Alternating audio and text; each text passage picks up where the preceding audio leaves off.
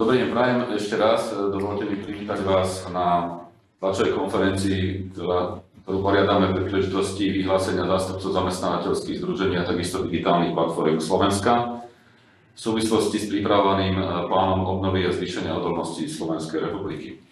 Dovolte mi predstaviť prezentujúcich, v prvom rade pani Maláková z priemyselného inovačného klastra, ktorá je tu osobne, a pán Gabriel Galgoci z Americkej obchodnej komory, ktorý je pripojený online. Obaja budú ma doplňať a samozrejme budú k dispozícii na otázky. Chcel by som ešte ospravedlniť pani profesorku Bielikovú, ktorá sa z neodkladných pracovných príčin nemohla osobne zúčastniť. V prvom rade mi dovolte začať s tým, že máme za sebou niekoľko mesiacov trvajúci proces pri príprave Národného integrovaného reformného plánu, materiálu, ktorý bol verejnosti prezentovaný pod názvom Moderné a úspešné Slovensko. Čiastočne sme mali možnosť sa na jeho príprave podieľať, aj keď teda len čiastočne. A myslíme si, že tento materiál mohol byť z pohľadu digitálnej transformácie a digitalizácie podstatne lepšie pripravený. A dá sa povedať, že v kapitole 8, ktorá síce názov digitalizácia má, sú vlastne všetky opatrenia, všetky návrhy, poťažmo reformy definované len z pohľadu digitálnej transformácie alebo digitalizácie verejnej správy alebo e-governmentu. Je tam jeden odsek, ktorý hovorí o nevyhnutnosti digitálnej transformácie podnikov a ekonomiky pre zabezpečenie konkurencieschopnosti, ale tým celá táto časť je vyriešená. Považujeme to za veľký nedostatok tohto materiálu, aj teda okrem ďalších. Avšak dnes stojíme na prahu obdobia, kedy by malo Slovensko veľmi zodpovedne a veľmi kvalitne pripraviť svoj návrh do plánu obnovy a zvýšenia odolnosti pod tzv. Názvom RRF, Recovery and Resilience Fund, pre Európsku komisiu. Dnes je deň, kedy Slovensko mohlo poslať prvý draft do Bruselu tohto plánu, ale pokiaľ všetci vieme, tak sa tak zatiaľ nestalo, pretože politické strany začali veľmi intenzívny súboj o pretlačenie svojich vlastných preferencií, či už volebných alebo aktuálnych, do tohto plánu. A my chceme navrhnúť, a v závere to aj zdôrazníme, že by takýto veľmi dôležitý dokument, ktorý má zásadným spôsobom pomôcť Slovensku zvýšiť a získať naspäť konkurencieschopnosť, takýto dokument by mal byť pripravovaný skutočne za účasti odbornej verejnosti, najmä z tých kľúčových oblastí, ktorými nepochybne digitalizácia a zelená ekonomika sú. Vnímame to tak, že táto stratégia alebo stratégia reformy, ktoré by sa mali financovať z tohto fondu, by mali skokovo a zásadne pomôcť krajinám pri obnove ekonomiky a spoločnosti po koronavíruse a takisto aj pri zvýšenie odolnosti či už ekonomiky alebo spoločnosti ako takej. Čo vieme je, že Slovensko v posledných rokoch intenzívne strácalo v rebríčkoch konkurencieschopnosti, či už celkovej alebo digitálnej a takisto aj v práce s talentami a prepadáme sa pravidelne v mnohých ukazovateľoch konkurencieschopnosti stále nižšie a nižšie. Máme za to, že toto je jedinečná príležitosť, ako by sme mohli, ak to dobre uchopíme, zásadným spôsobom poskočiť. Ale musíme vnímať aj to, že nepochybne ostatné krajiny sa na toto pripravujú určite zodpovedne tiež. Takže my môžeme získať, ale môžeme aj významne stratiť. Ak neuchopíme túto príležitosť správne a nebudeme vnímať a počúvať to, čo od nás Európska komisia chce a čo od nás očakáva aj v tých upozorneniach, ktoré nám posiela každý rok, tak sa môže stať, že si ten odstup nezmenšíme, ale možno, že odstup voči vyspelým krajinám a tým, ktoré to pochopia správne, sa ešte len zväčší. Vnímame veľmi jasne aj to, že Ursula von Leyen veľmi zreteľne deklarovala, že 20% všetkých investícií z prostriedkov z tohto fondu má byť na digitalizáciu, alebo majú to byť digitálne témy, ktoré sú prierezové. A to minimálne. Tu chceme zdôrazniť, že to nie je, že to má byť 20%, ale odporúčanie, aby to bolo najmenej 20% zo všetkých prostriedkov. Rovnako sa zdôrazňuje na úrovni Európskej komisie, že 37% najmenej by malo slúžiť na zelenú ekonomiku, na obnoviteľné zdroje, na sebestačnosť aj v potravinách, proste to, čo sa týka zelenej ekonomiky, takže máme veľmi jasné zadanie a Európska komisia podľa našich informácií aj zaslala členských krajinám presné výpočty, akým spôsobom pri aplikácii jednotlivých projektov môžu dosahovať práve tieto percentá digitálnej alebo zelenej ekonomiky. Z nášho pohľadu je dôležité, aby sme počúvali Európsku komisiu. My ako zamestnávateľské združenia alebo digitálne združenia sme samozrejme súčasťou aj európskych štruktúr, prípadne aj svetových, spolupracujeme veľmi intenzívne s Business Europe, takisto s Digital Europe, takže myslím si, že máme dostatok informácií aj od týchto celoeurópskych združení, ako to Európska komisia myslí, ako to budú jednotlivé krajiny riešiť na európskej úrovni, ako sa pripravujú iné krajiny. IT asociácia je aj členom stredo- a východoeurópskeho združenia IT asociácií. Na tejto platforme takisto diskutujeme, takže máme predstavu, čo chystajú Češi a Poliaci a zdôrazním, že tieto informácie sú takisto veľmi dôležité aj pre našu vládu. Nie sme úplne presvedčení, že či experti politických strán mohli a budú môcť významným spôsobom tak do detailu odborne pristúpiť k týmto témam a preto ponúkame spoluprácu. Spoluprácu vo forme ponuky našich odborníkov a expertov, v tomto prípade z oblasti digitalizácie, digitálnej transformácie a nepochybne aj z oblasti zelenej ekonomiky, aby sme im pomohli ten materiál pripraviť dobre. Na základe odporúčaní ako Európskej komisie, tak aj medzinárodných združení máme 5 prioritných oblastí, ktoré chceme vláde odporučiť, aby sa v rámci plánu obnovy a zvýšenia odolnosti im venovala. A to sú, primárne sa musíme starať o všetky druhy podnikov, malé, stredné a veľké podniky, aby zvládli ich digitálnu transformáciu. Všetci poznáme výrazy ako Industry 4.0, štvrtá priemyselná revolúcia, digitálna transformácia a podobne.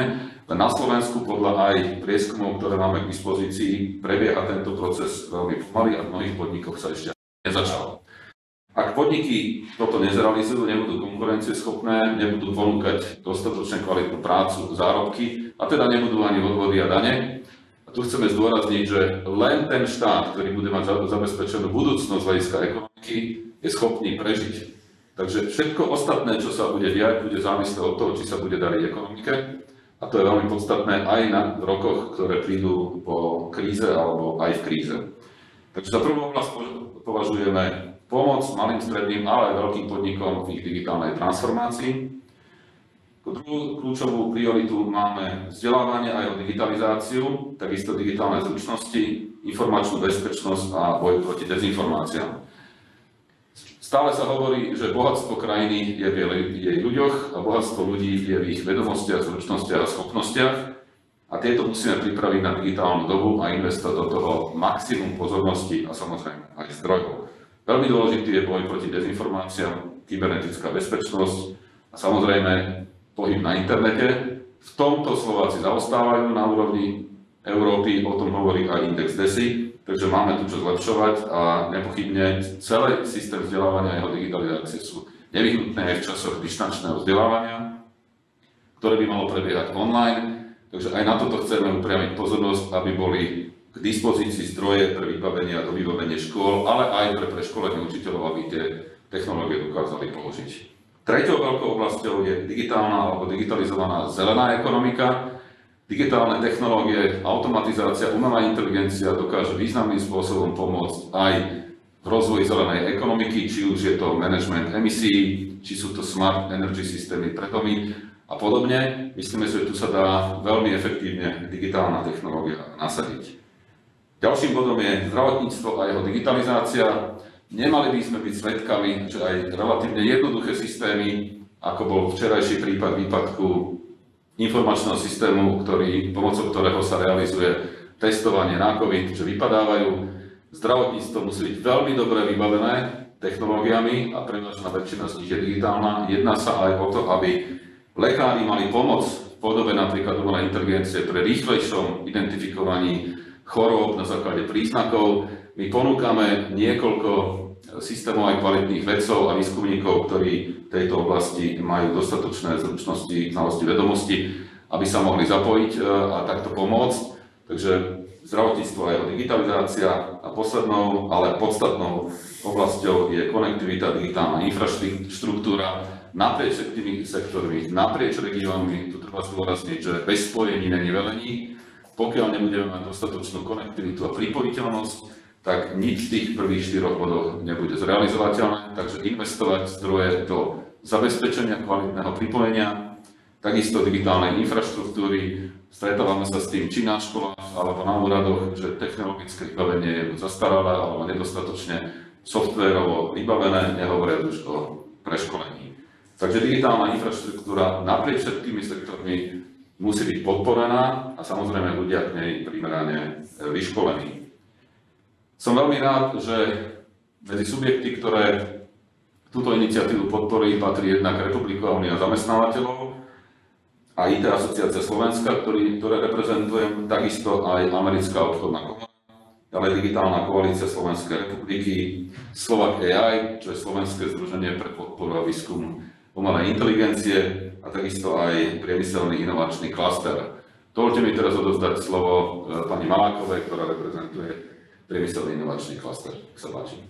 Dobrý deň všetkým, ďakujem krásne za slovo.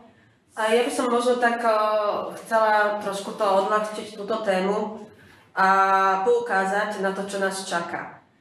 Prečo sa vlastne táto digitálna transformácia alebo táto doba, v ktorej žijeme, nazýva revolúciou?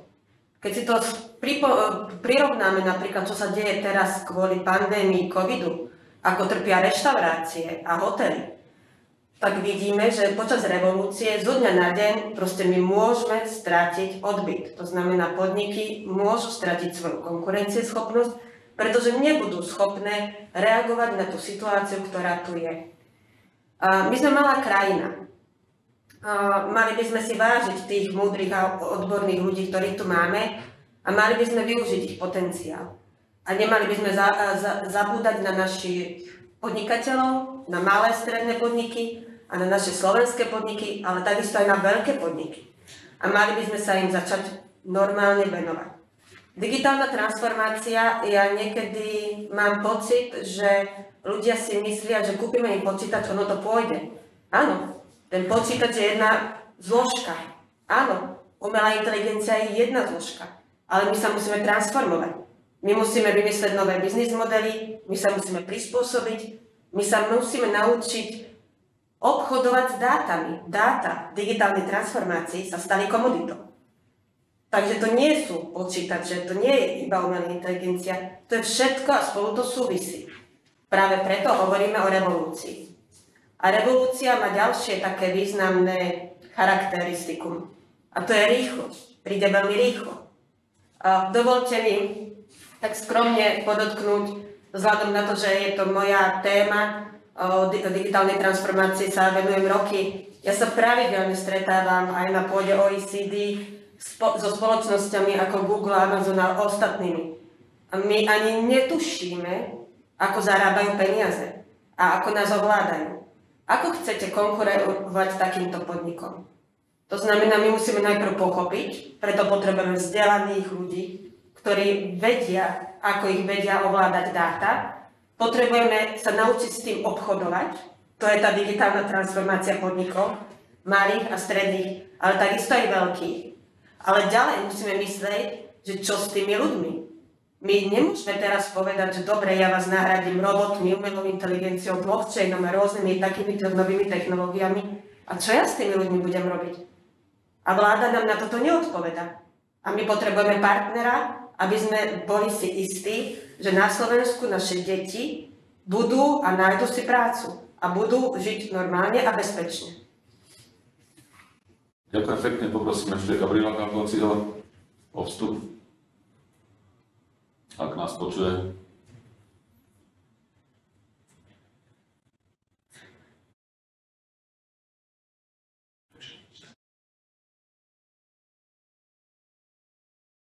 Keď sa mu podarí pripojiť, tak samozrejme dáme priestor aj k jeho vyjadreniu. Nech sa páči, teraz sme k dispozícii pre vaše otázky, prípadne komentáre. Nech sa páči.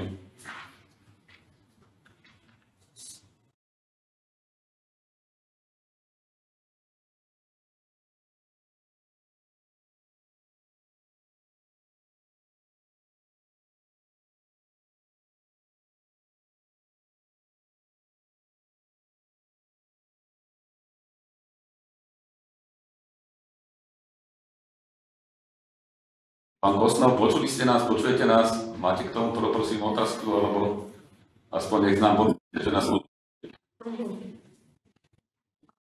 Áno.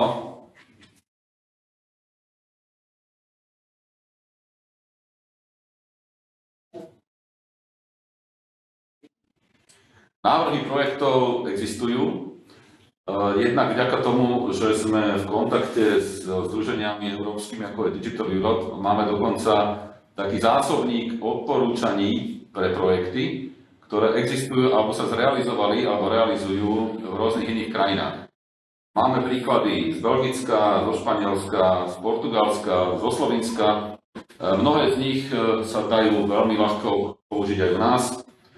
Uvediem však jednu konkrétnu záležitosť, na ktorej pracujeme a verím, že to aj dopracujeme, a to je fakt, že na Slovensku neexistuje systém celoživotného vzdelávania, čímž pádom sa digitálne zručnosti nevzdelávajú. Je to iba na dobrovoľnosti samotných ľudí, poprípade na firmách, ktoré ich presvedčajú a poskytujú im určité školenia, ktoré z pohľadu firmy sú pre ich zamestnancov v digitálnych zručnostiach potrebné. My si myslíme, že v zásade aj podľa tých prieskumov, ktoré máme k dispozícii, či už je to IT fitness test alebo iné testovanie, by sme potrebovali digitálne preškoliť úplne všetkých. Vidíme to na úradoch, vidíme to vo verejnej správe, vidíme to v podnikoch, ľudia sa s tým trápia. Dnes majú ísť 10 000, možno 100 000 ľudí na home office. Pokiaľ nebudú vedieť dobre a bezpečne používať digitálne technológie, tak im ten home office moc nepôjde. Takže je pripravený konkrétny projekt na rozbeh systému celoživotného vzdelávania alebo tzv. Ďalšieho vzdelávania dospelých práve v oblasti digitálnych zručností, kde k dispozícii konkrétny výpočet, tabuľka majú minister práce, majú minister školstva, majú na ministerstve rozvoja, regionálneho rozvoja, informácií a investícií, takže verím, že minimálne že v tejto oblasti dokážeme sa pripraviť a to spustiť. Tak presne takýto projekt je prototypom toho, čo vyžaduje Európska komisia. To znamená, pracujete s ľuďmi, so svojím kapitálom, zlepšujete ich digitálne zručnosti, znalosti, vedomosti, čímž im vytvárate oveľa lepší priestor pre získanie ďalšieho zamestnania a minimálne pre udržanie aj toho zamestnania, ktoré dnes majú, keď pôjdu napríklad na ten home office. Ďalej je to digitálna téma, takže 100% takéhoto projektu, z hodnoty projektu by sa nám zarátalo do toho porcie digitalizácie. To je jeden príklad.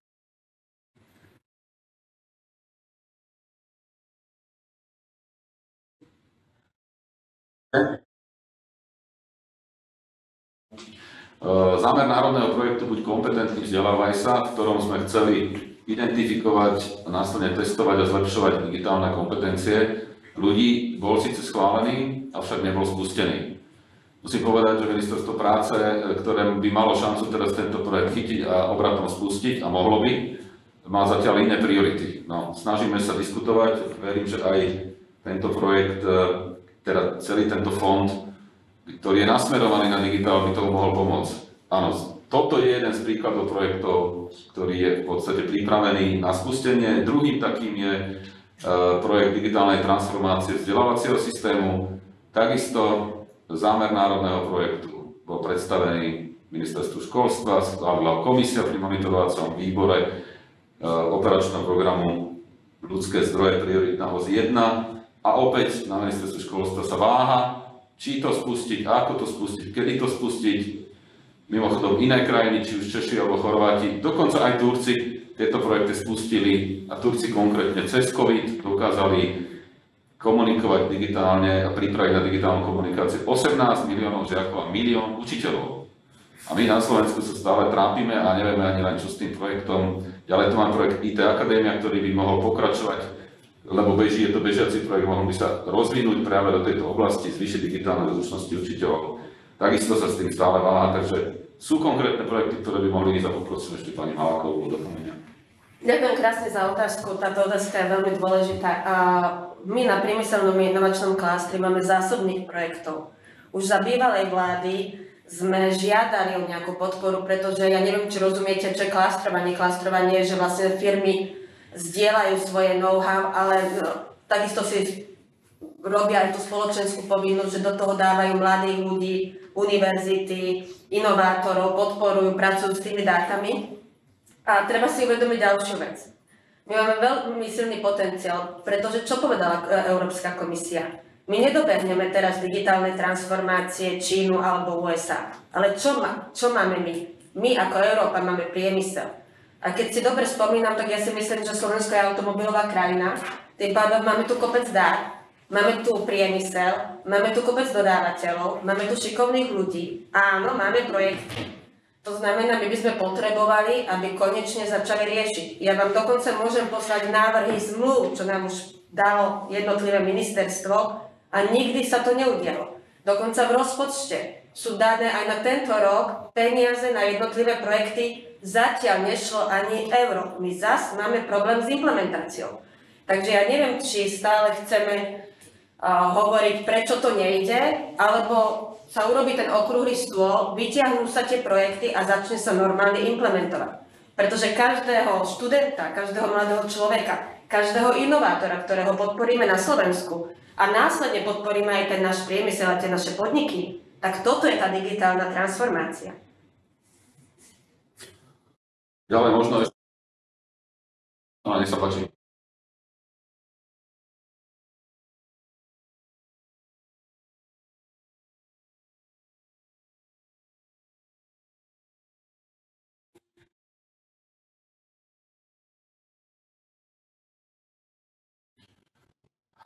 No, štát a vedenie štátu by sa malo obklopiť, politici by sa mali skutočne obklopiť odborníkmi. Musím povedať, že nie je ľahká diskusia na úrovniach aj najvyšších. Ja rozumiem tomu, že máme nových politikov, majú vysoké funkcie, ale majú možnosť mať aj veľmi kvalitných poradcov a odborníkov vedľa seba. Nakoniec nedávno to povedal jeden z ministrov. Ja nemusím byť ten majster sveta, ktorý tu všetko pozná, na to mám kvalitných ľudí a môj tým mi pomáha. Takže v tomto duchu si myslím, že sú tu rezervy, preto sme sa dohodli, že digitálne združenia tejto krajiny sú ochotné pomôcť svojou expertízou, priniesť návrhy a nápady projektov, avšak keď potom počúvam vyjadrenia, že to, čo nás má zachrániť, je dôchodková reforma, no ani slovo o niečom takom sa v odporúčaní Európskej komisie pre tento plán, pre recovery a pre zvýšenie odolnosti nehovorí. Na to sú predsa úplne iné zdroje a iné oblasti, v ktorých by sa takéto reformy mali realizovať. Nehovoríme o tom, že by to nemalo byť ako reforma, ale treba si prečítať zadanie.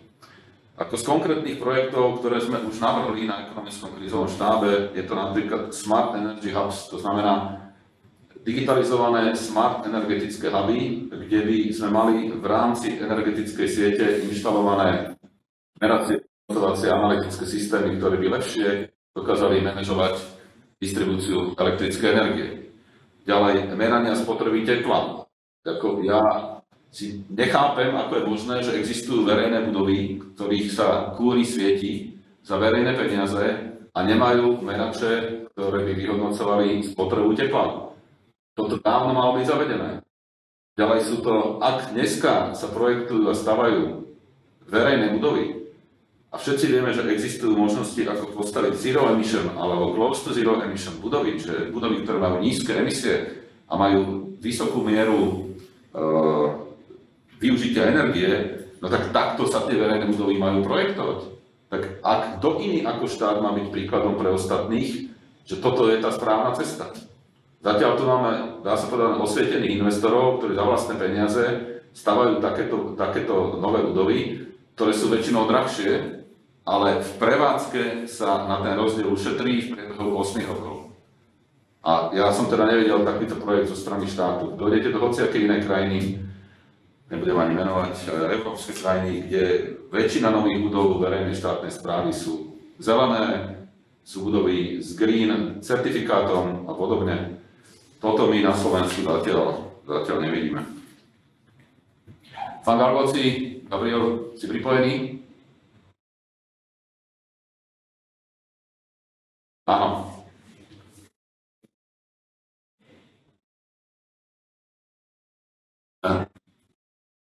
Vďaka. Chcel by si obchodnú komoru spomenúť ešte niečo k tomuto, pokiaľ si nás teda počul alebo nie?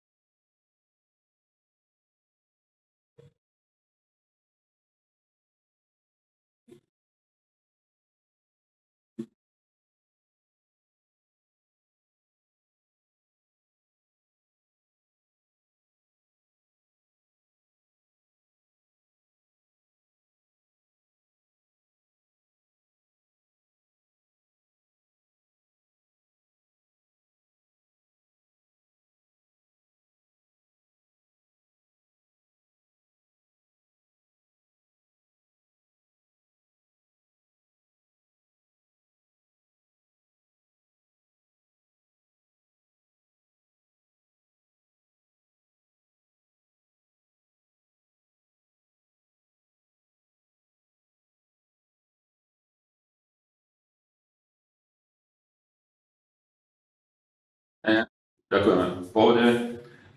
Ešte jednu vec by som dodal, nakoľko som spomínal, my intenzívne komunikujeme s európskymi štruktúrami. Tu si myslím, že Slovensko si musí nechať poradiť v tom, ako obsahovo má byť tento plán zo slovenskej strany pripravený, aby sa nestalo to, že budeme s Bruselom vyjednávať 6-7 mesiacov až do apríla. Stratíme drahocenný čas na projektovú prípravu a na koncepčnú prípravu tých jednotlivých reforiem a projektov a budeme sa v apríli zase tu stretávať a diskutovať o tom, prečo sme ten čas stratili a nevyužili. Podobne, ako sme stratili niekoľko mesiacov v lete s prípravou na to, čo sa dneska deje. Čiže preto v deň 15.10., kedy mohlo Slovensko poslať prvý náčrt svojho plánu, sme tu a sme pripravení jednak ponúknuť pomoc, odporučiť, čo považujeme za dôležité, ale takisto upozorniť, že od dnes každý stratený deň bude chýbať.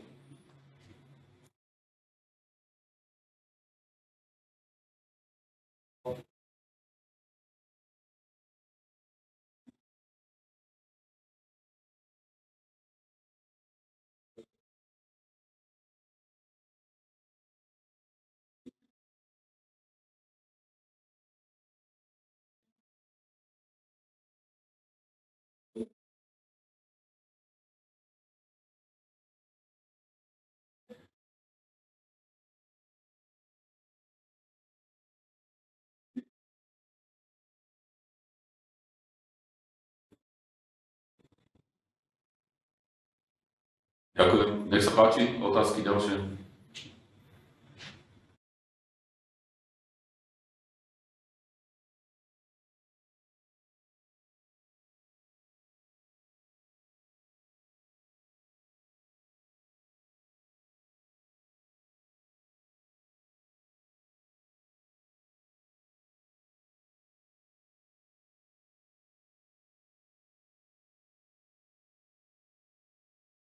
Tak ja si myslím, že štát všetkých svojich štátnych úradníkov platí.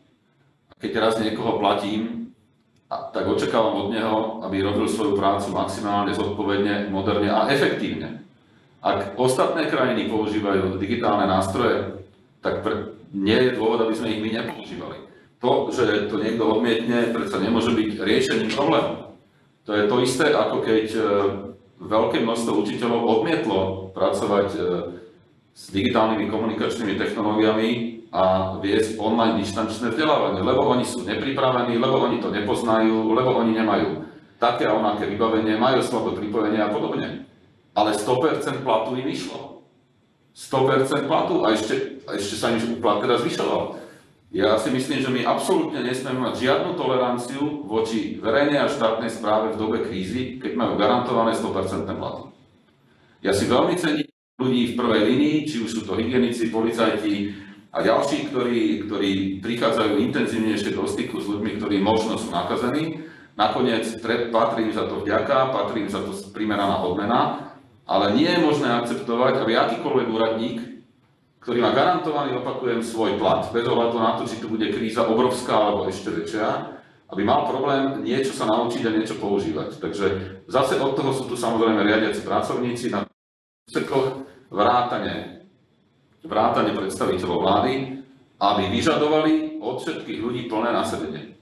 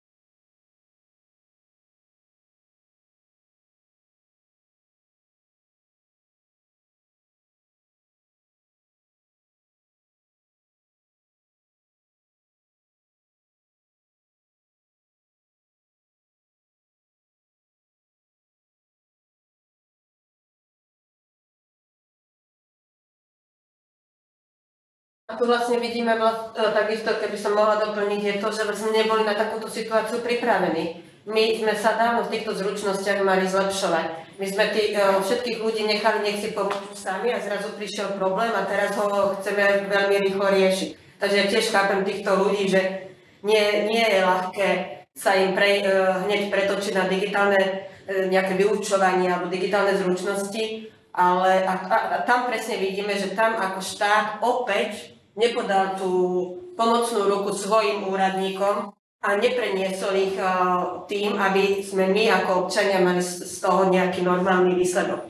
Takže opäť na to apelujeme, že štát by mal byť tým lídrom a mal by vedieť a mal by mať víziu, kde tú krajinu chce dostať a práve preto by si to mal vypočuť a viesť konštruktívny dialog medzi súkromným a verejným sektorom tak, aby sme naozaj to Slovensko dosiahli do takej konkurencieschopnosti, aby sme nemali problém do budúcich 5 alebo 10 rokov, že nám zrazu budú podniky tuto nebudú mať odbyt. Pred 2 rokmi sme ponúkli úradu vlády IT fitness test pre verejnú správu, kde sme ponúkli, že pripravíme špecializovaný test na digitálne zručnosti vyžadované od pracovníkov verejnej správy a štátnej správy v tom. Pretože sú trošku iné, ako momentálne máme v tom IT fitness teste štandardnom pre študentov a zamestnancov. Po pol roku diskusí to ustalo. Túto istú ponuku sme dali pani vicepremiérke. Viem, že sa to dokonca aj napočítavalo a čakáme. Čiže v tej časti 2, ktorú nazývam vzdelávanie a jeho digitalizácia, digitálne zručnosti, informačná bezpečnosť a boj proti dezinformáciám, pochopiteľne myslíme aj na verejnú správu. Aj zamestnanci verejnej správy potrebujú sa preškoliť. Tam ale musím povedať, že očakávame jednak, že sa to podporí, táto forma zlepšovania digitálnych zručností zamestnancov verejnej správy a za druhé, že to pôjde príkazom. Pretože neviem si predstaviť v roku 2021 štátneho úradníka, ktorý nezvláda základné digitálne zručnosti a požaduje nejaké papiere. Jednoducho, možno aj táto kríza nás donúti intenzívnejšie investovať do toho, čo je potrebné a o čom sa tu hovorí dávno. Dnes na školách takisto deti, ktoré nedostávajú kvalitné dištančné online vzdelávanie, sú ochudobňovaní o vzdelávanie. Ako bude vyzerať maturant strednej školy tohto ročníka, ak tá škola nezvládla digitálne vzdelávanie?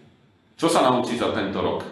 Keďže môžeme dôvodne predpokladať, že v tomto roku štandardné vyučovanie veľa mesiacov nebude v školskom roku. A teraz kto je za to zodpovedný? Je to ten jeden učiteľ, alebo tí učitelia, ktorí sa to nikdy nenaučili, odmietli to z rôznych dôvodov, alebo riaditeľ, ktorý mal intenzívne pracovať na tom, aby jeho škola bola pripravená a na tom robiť už od marca. Zriaďovatelia, ktorých je hromada, máme tu samosprávne kraje, máme tu ministerstvo vnútra, ktoré je zriaďovateľom mnohých škôl a podobne, čo tiež je divné. A jednoducho do toho treba investovať, pretože o rok nám naši maturanti sa na toto spýtajú. My sme ich dali do školy na to, aby sa učili. Ak učitelia na to nie sú pripravení, treba ich okamžite na to pripraviť. Ako som spomínal, existuje zámer národného projektu digitálnej transformácie vzdelávania, existuje koncept plánu informatizácie školského systému.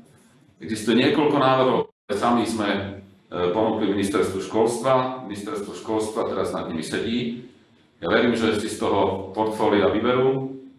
A každopádne je to aj niečo, čo od nás Európska komisia, ale aj celý národ očakáva. Takže na vašu otázku, ako ich donútiť, no v prípade, že je to zamestnanec štátnej verejnej správy, treba mu to vysvetliť, a hlavne treba ho donútiť. Dostáva plat, má nejaké úlohy, musí sa vzdelávať. Keď to nechce a nestačí na to, tak ho treba vymeniť. Aj tak si myslíme, a teda je to prieskum z projektu Efektívna verejná správa, ktorý nebol príliš publikovaný, 30% zamestnancov verejnej správy je nad stav. Keď si predstavíme, že by sme ich zdigitalizovali, možno sa ukáže, že aj každý druhý je nad stav, ale...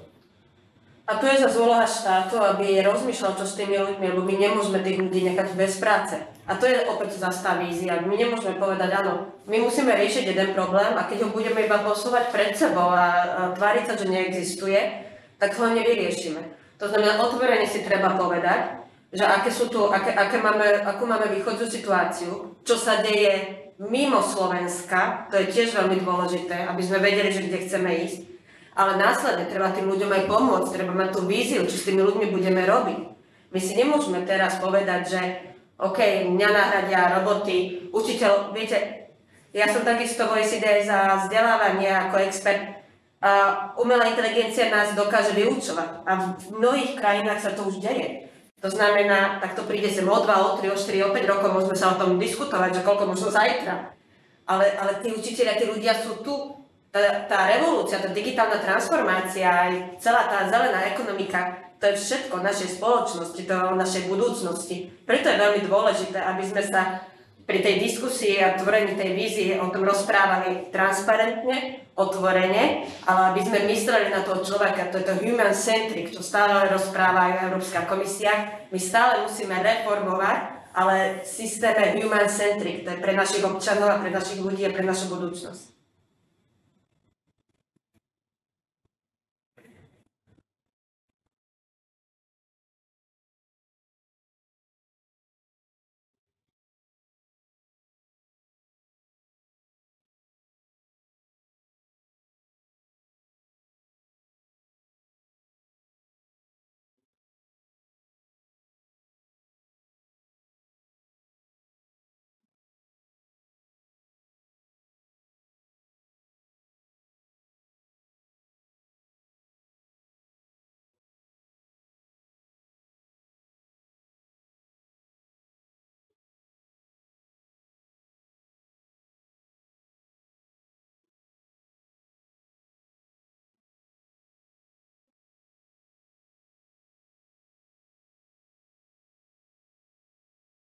Ja mám teda, ak môžem, ja mám doma 3 deti a ja vám poviem, mne tieto 3 deti povedali, maminka, ale veď budeme hlúpi. Ako my naozaj tie deti si to začínajú uvedomovať.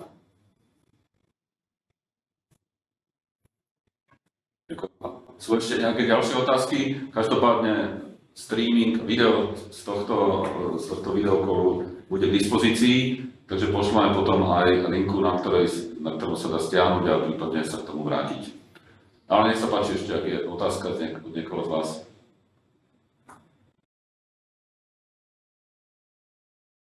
Ak nie, ďakujem veľmi pekne za pozornosť. Áno?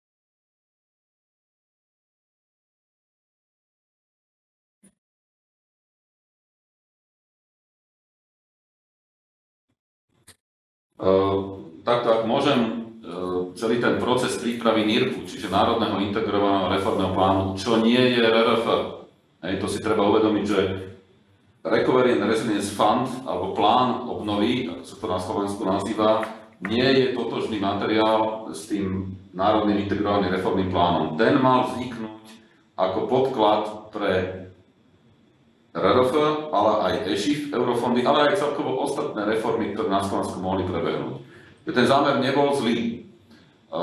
Jednak máme tu na viacero takýchto dokumentov, Agenda 2030, konkurencieschopné Slovensko, alebo hospodárska stratégia Slovenskej republiky do roku 2030 a podobne.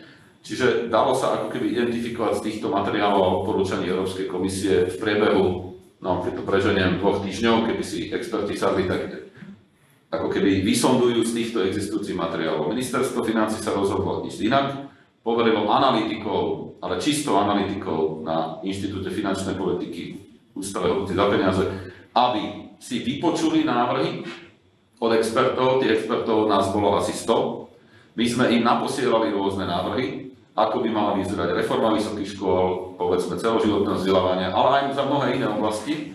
Analytici zobrali, za tie 2 mesiace počítali a spočítali to, čo spočítali. Tu treba povedať, že oni dostali relatívne jednoduché zadanie a urobili ho tak, ako vládali, ale nedostali tam upresnenia, v rámci ktorých sa teda mali povedzme rozvíjať.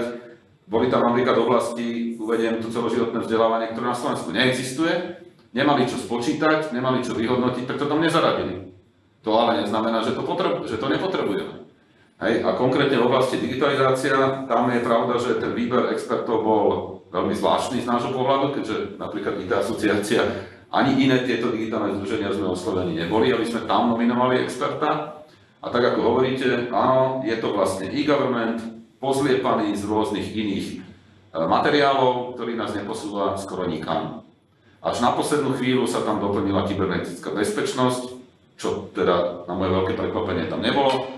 Ďalej sa tam doplnila konektivita, čo takisto tam nebolo, ale možno je to preto, že tí analytici to proste v nejakých analýzach nemali.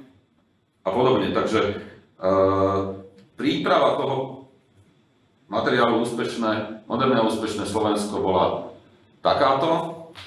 Ukazuje sa tento týždeň, že ho politici ani možno brať vážne nebudú, čo zase je na druhej strane škoda. A chceli by sme predísť tomu, aby sa rovnaká chyba opakovala. Myslím v tej filozofii prípravy takéhoto materiálu. To RRF je relatívne podľa nás jasne zadefinované z Bruselu.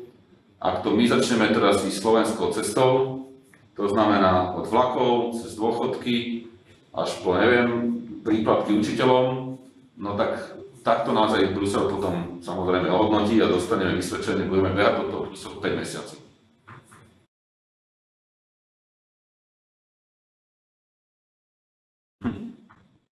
Áno, nemáme kam utiecť, digitálne technológie nás prinútili byť v dispozícii, takže sme tu. Môžete byť aj v položkách doma, že?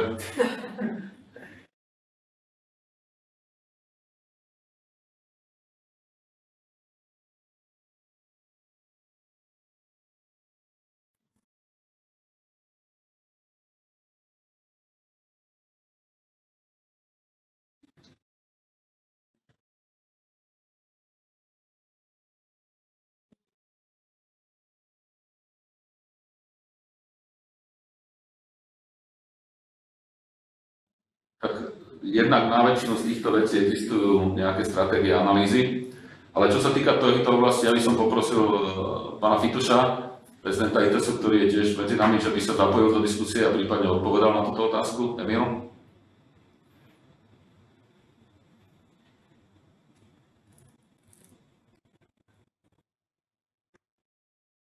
Áno.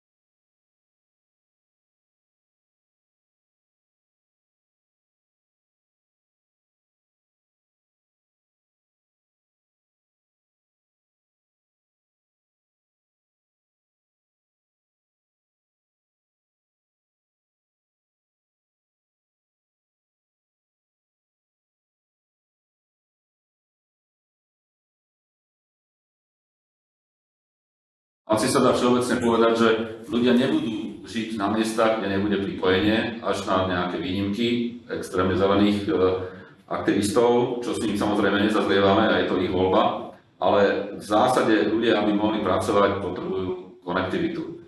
A ak budú miesta, kde táto nebude, tak sa tam nebude pracovať a potom sa môžeme pýtať, prečo tam ľudia nežijú.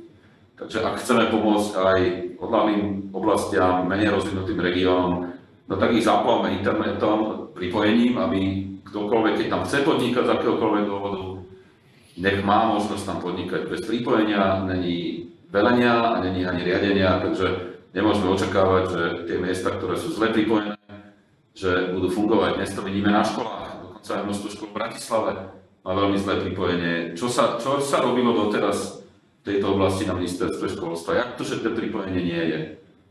My sa môžeme rozumieť učiteľom, že mnohí učiteľia by chceli prísť do práce, používajú rôzne pomôcky na vzdelávanie, ktoré majú v škole, čiže mohli by viesť vyučovanie zo školy, ak by bolo dobré pripojenie. Ďalej, hybridné vyučovanie. To je niečo, čo keď poviete dnes na ministerstve školstva, tak na vás pozerajú trochu s údivom, ale to je úplne štandardná forma výučby napríklad v škandinávskych krajinách. Keď nasneží, alebo je tam nejaký iný problém, tak časť detí je v škole, zažívajú normálnu prezenčnú výuku a paralelne a v tej istej škole, v tej istej triede je učiteľ, má zapojený počítač a cez kamery komunikuje so študentami, ktorí sú doma. Čiže táto hybridná forma vyučovania dnes by nám zachránila napríklad to, že do škôl mohli ísť povedzme polovica žiakov. Ak chceme znížiť počet žiakov v triede, to znamená, že budú sedieť po jednom v laviciach, no tak to je veľmi jednoduché. Češi nakoniec to chceli spustiť, len vďaka tým extrémne vysokým číslam to zatiaľ pozastavili a zavreli školy úplne. A ten český model bol jasný. Polovica detí chodí v párny týždeň, polovica v nepárny. A všetky hodiny sú paralelne vysielané tým, ktorí sú zrovna doma. A týmto zabezpečíte skoro 100% kvalitu výučby, lebo každý druhý týždeň je tam prezenčná výučba, čiže žiak a učiteľ sa stretávajú.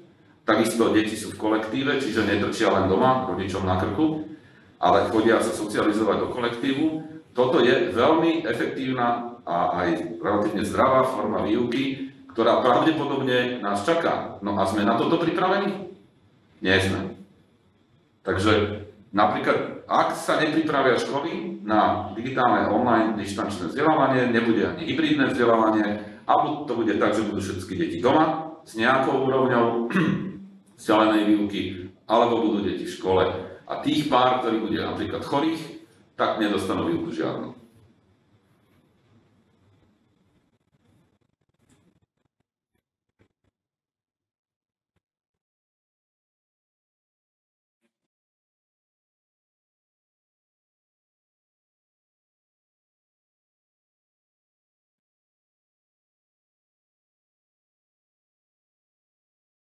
Myslím, že sme to dosť intenzívne pripomienkovali, lebo nákup hardvéru rozhodne nezachráni situáciu. Ťažko povedať, kde tých 20 000 tabletov sa dnes nachádza a koľko z nich vôbec bolo použitých na tú výuku tak, ako by malo byť použitých. No, dnes vieme, že to bola chyba. Nepochybne by to mali vedieť aj experti na ministerstve školstva. Pre mňa je do určitej miery nepochopiteľné, keď z fondu REACT, ktorý sa bude realizovať veľmi rýchlo, už v zásade v týchto mesiacoch sa mohli čerpať peniaze, pokiaľ by Slovensko poslalo dobrý plán čerpania tých peňazí. Pred 2 týždňami, myslím, pani ministerka Remišová predstavila plán, ako čerpať REACT. Podstatná väčšina peňazí určená na Kurzarbeit, 0 eur určených na rýchle zabezpečenie notebookov pre školy, vrátane vybavenia. Minister školstva chcel z REACTu 20 miliónov eur na zabezpečenie takej tej prvej pomoci pre školy, o ktorých buď vieme, že majú problém aj zdravotný, asi v takých oblastiach, alebo by sa do tohto problému dostávali, tak aby bolo k dispozícii, nazvime to zásobník, hromada počítačov aj s nejakým softverom. My sme teda ponúkli ako digitálna koalícia aj expertov, ktorí by nainštalovali a išli nainštalovať aj do tých škôl a predstaviť to učiteľom a naučiť ich to používať, čiže takýto koncept tu bol. No ale z rôznych politických dôvodov sa nakoniec ani 1 euro neobjavilo v návrhu REACTu. A teraz, REACT sú peniaze, ktoré sa dali čerpať okamžite. To znamená, že ministerstvo školstva mohlo objednať počítače. Mimochodom, Aj dnes som dostal správu, že notebooky v Európe sú vypredané až do konca roku. Samozrejme, lebo iné krajiny nespia jak naša a si naobjednávali počítače, konkrétne Česká republika, myslím 50 000, dokázala ešte pred koncom školského roku objednať v lete a teraz ich inštalovali a majú ich. No my sme neurobili nič. A ešte ani tých 20 miliónov, ktoré sa mohli čerpať na jeseň alebo v zime a získať za to nejaké notebooky pre školy, sme tam nedali. A vraj si to má riešiť školstvo z RRF. No ale my budeme vyjednávať RRF do apríla. To znamená, prvé reálne obstarávania a nákupy môžeme realizovať kedy? Keď skončí školský rok. Takto nám to ide.